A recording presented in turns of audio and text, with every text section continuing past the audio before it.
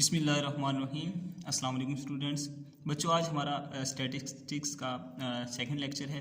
First lecture में हमने क्या पढ़ा था? प्रोबेबिलिटी डिस्ट्रीब्यूशन के बारे में पढ़ा था हमने। मैं आपको उसका ओवरव्यू दिखा देता हूँ। यहाँ पे हमने प्रोबेबिलिटी डिस्ट्रीब्यूशन पढ़ी, ठीक है, उसको समझा क्या होता है, बेसिकली होता क्या है, ठीक है। उसकी हमने एक एग्जांपल की।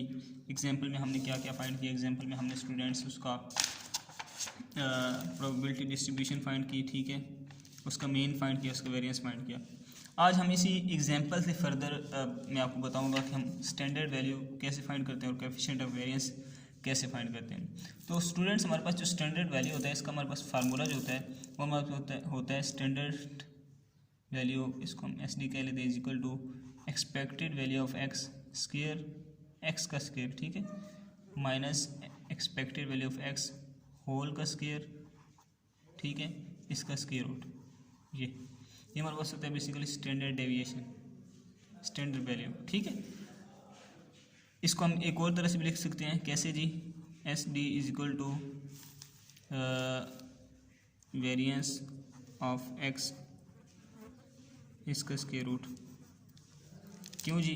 देखें, वेरिएंस ऑफ एक्स का फार्मूला हमारे पास क्या था? Expected value of X square minus expected value of X का होल स्क्वायर, ठीक है। तो स्टैंडर्ड वैल्यू में भी यही लिखा हुआ है, लेकिन इसके ऊपर क्या स्क्वायर रूट है, तो हम वेरिएंस ऑफ एक्स का स्क्वायर रूट ले लें। यानी कि अगर मैं यहाँ पे लिख लेता कि S D is equal to variance of X, इसका square root is equal to 0.5 का स्क्वायर रूट, तो ये मेरे पास स्टैंडर्ड वैल्यू आ जाती है इसकी, ठीक है। तो यहाँ पे हम इसी को करेंगे, लिखते हैं यहाँ पे हम स्टैंडर्ड वैल्यू, ये हमने निकाली हुई है, ये हमारे पास क्या थी? 0.5 है। यहाँ पे लिख लेते हैं 0.5 इसका स्क्वायर रूट। तो ये हम चेक करते हैं इसका स्क्वायर रूट कितना आता है।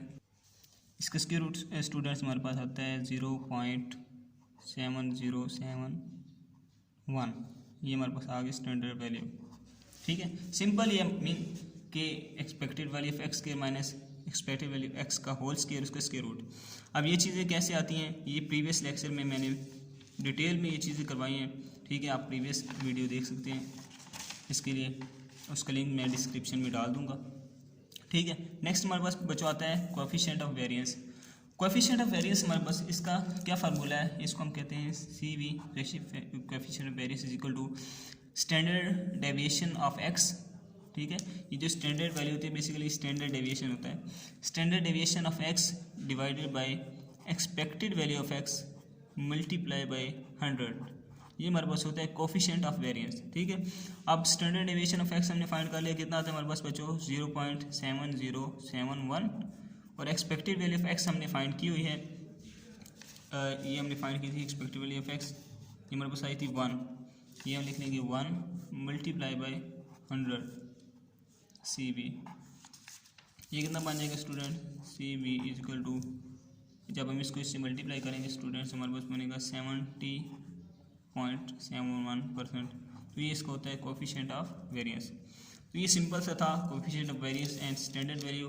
वीडियो मैंने ज़्यादा लंबी नहीं बनाई, मैंने प्रीवियस लेक्चर से इसको लिंक्ड करके इसको शॉर्ट बनाया ताकि आपको प्रीवियस लेक्चर आपने देखा है तो उसके साथ आपको ये भी चीज़ समझ आ जाए, ठीक है स्टूडेंट्स। अब हम नेक्स्ट जो है बुक में से कुछ क्वेश्चंस को करेंगे। ये हमारे पास बेसिकली चैप्टर नंबर 7 है बुक में से, उसमें से मैं आपको कुछ क्वेश्चंस करवाऊंगा कि हमने ये चीज़ें बुक के हिसाब से जो होती हैं वहाँ पे कुछ क्वेश्चन कैसे आता है या हमने उसको कैसे सॉल्व करना होता है। तो मज़ीद वीडियोस को देखने के लिए जुड़े रहिए मेरे साथ। अगर आपको वीडियोस पसंद आएँ तो वीडियो को लाइक करें ताकि हमें मोटिवेशन मिले मज़ीद वीडियोस बनाने के लिए। Thank you so much. अस्सलाम वालेकुम।